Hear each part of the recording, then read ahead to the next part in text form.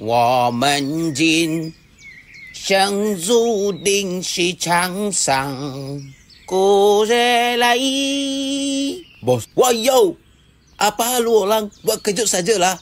Bos, saya mau order, bos. Mau order pergi depan lah, belakang dapur mah. Tak ada, bos. Saya kena ikut belakang, mau cepat. Apa pasal? Sama saja depan belakang you order. Kalau I lambat masak, you tak ada dapat awal juga. Jap. You Melayu kan? Mana boleh makan? Bulan puasa, oh. Mana ada, bos? I'm Chinese, bos. Just thin skin a bit lah.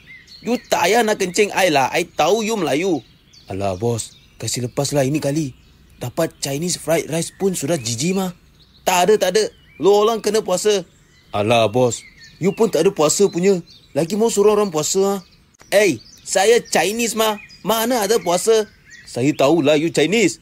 Tapi nama kedai you Chinese Muslim. You kedai pun tak ada buka lagi. Baru pukul 8 pagi you seorang sini buka dapur saja. Apa pasal? Nasi goreng Cina. Okey, 5 minit. Kau tim. Saya pun banyak lapar. Tak boleh tahannya.